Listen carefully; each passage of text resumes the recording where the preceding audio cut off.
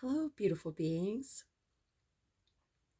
I'm just about ready to leave, and I just wanted to give a little update on what I'm navigating in my life.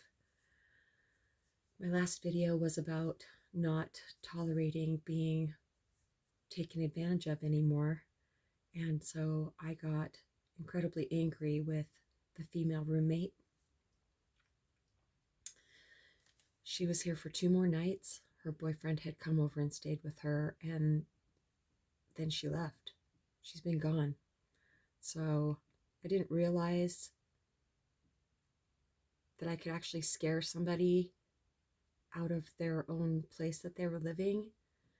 So I've been kind of conflicted about that. It's odd because I feel like I should feel guilty, but it's not guilt that I'm feeling. It's a feeling I've never felt before, so it's very odd.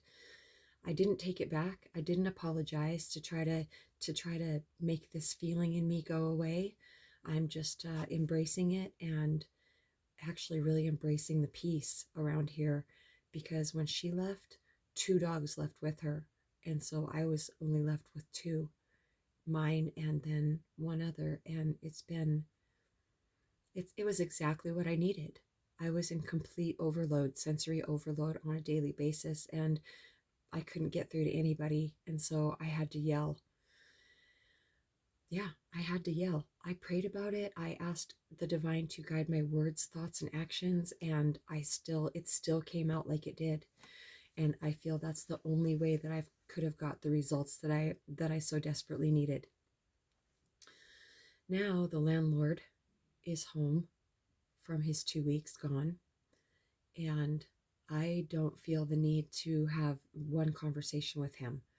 It would not No conversations have ever been life-giving with him. He goes right to his head and goes right to logic.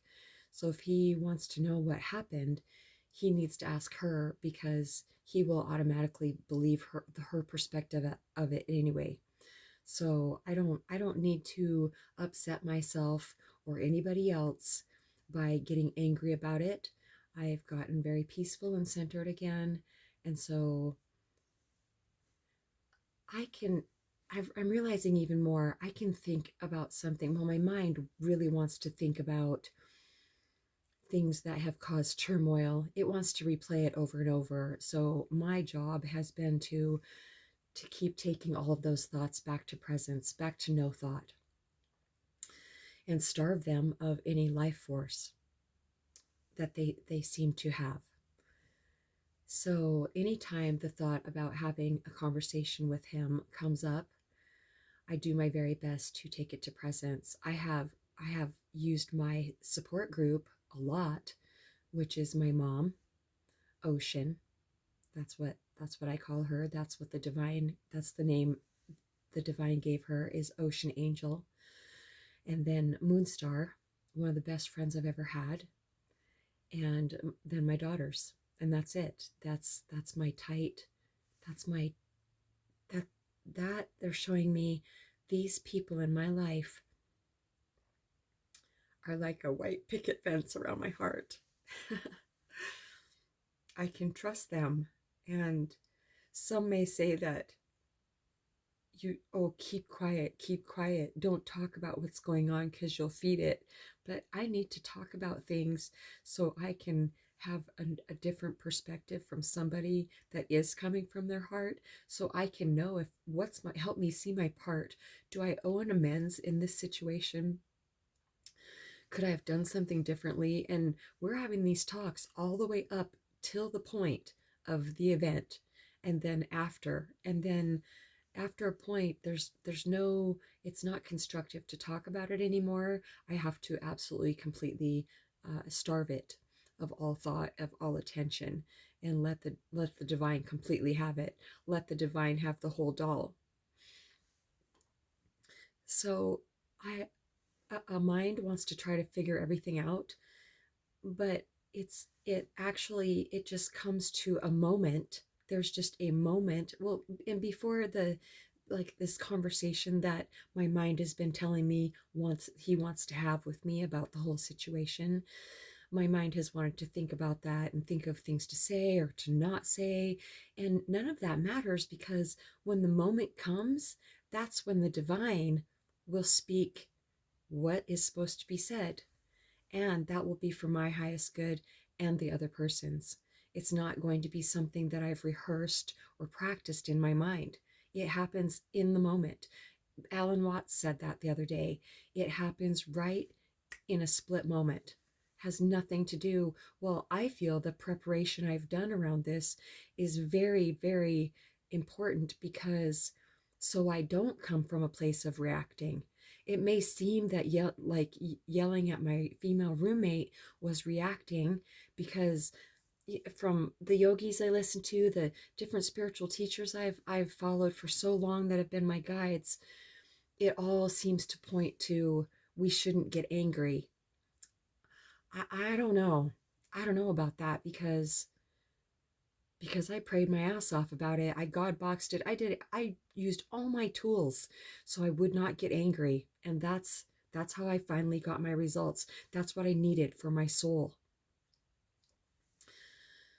So I'm sorry if this video is quiet, but he's here and he's sleeping upstairs. I don't hear him snoring anymore, so he may be awake, and I don't want him listening to what I'm saying.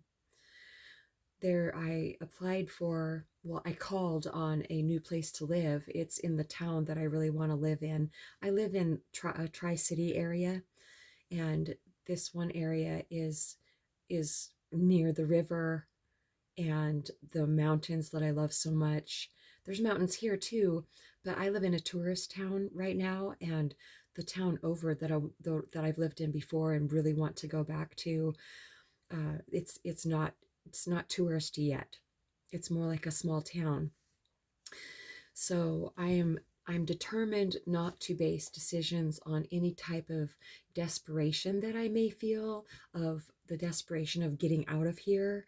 I'm staying as neutral as I possibly can, as present as I possibly can with all of it, and watching what the divine gives to me. So this person hasn't called me back, but it's a big house, and it seems like I would be the only one there, other person living there.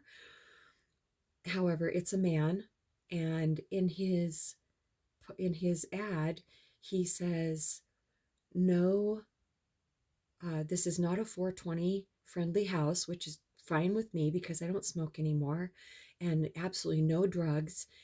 But then he said, no loud parties.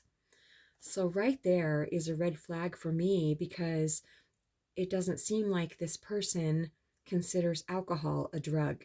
So what that tells me is he must drink also. That is the very first thing that I will find out. And if he does, and my mind says, well, maybe he's, no, I'm not listening to that, because that's what I thought about this guy. I asked him right away, so how do you feel about drinking?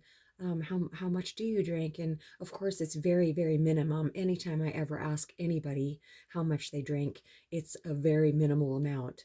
Well, this guy drinks all day long, Bailey's in his coffee. And that may not seem very potent to you, but if a person is drinking Bailey's in their coffee all day long, every single day, that is alcoholism.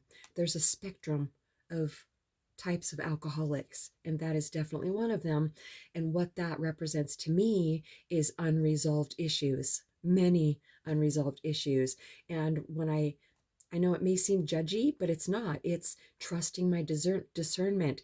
It's seeing these signs that I've overrode before because I wanted something so badly, a new place to live. And this is in the place that I want to live so badly. But I know the divine has something for me. Throat chakra. The divine has something for me that I don't have to compromise my peace for. And also, no matter how many times, and when I see somebody eat, if they can eat a whole pizza, a large pizza by themselves, they're trying to fill a hole. Nobody needs to eat that much. It's gluttony. Yes, that does sound like judgment, but it's trying to fill a hole, a space, instead of doing the work, the introspective work.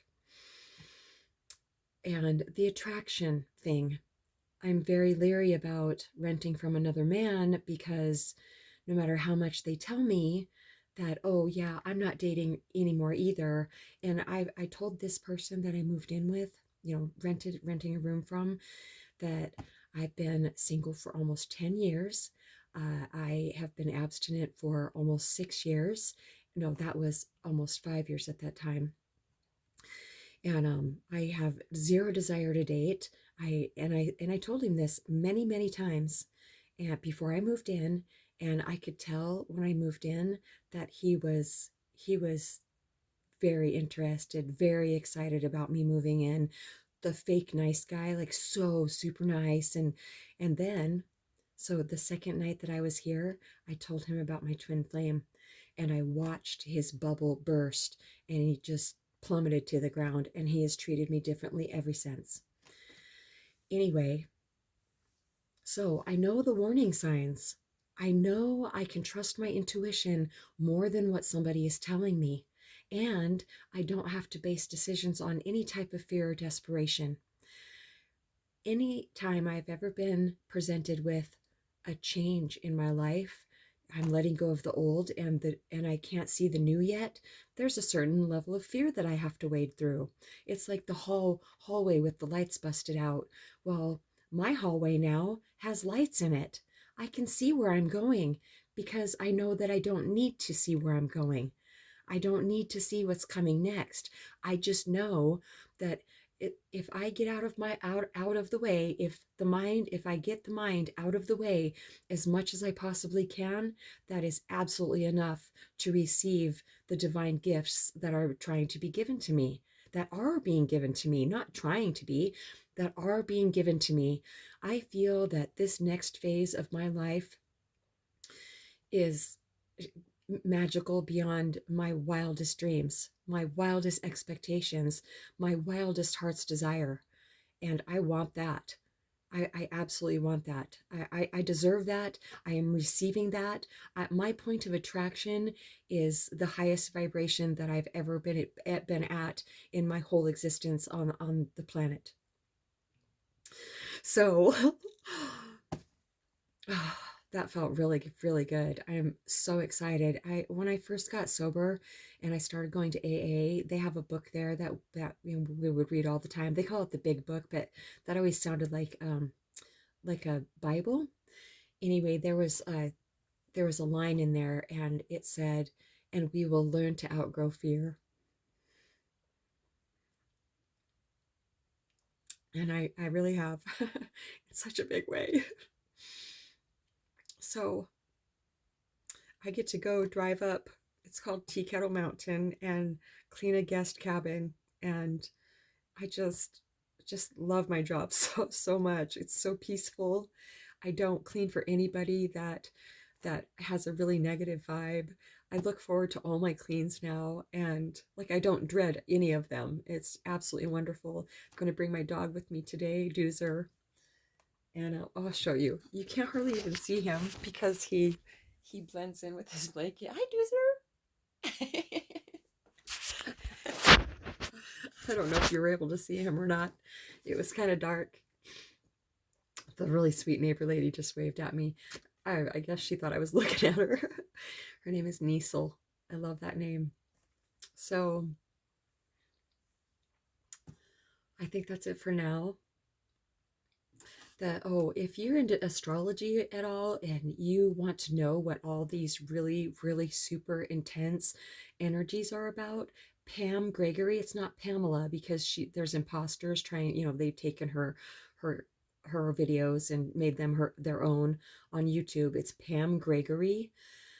She's an absolute amazing astrologer, and she talks about, specifically since April through the middle of July, these energies, well, they're going to continue for a long time from now, but specifically this is the most potent energy on the planet for change, for letting go of what doesn't serve us anymore, for letting go of things that are predictable, and we know exactly when we get up the next day what's going to happen today. That used to bring a sense of security, but now it's just suffocating the soul.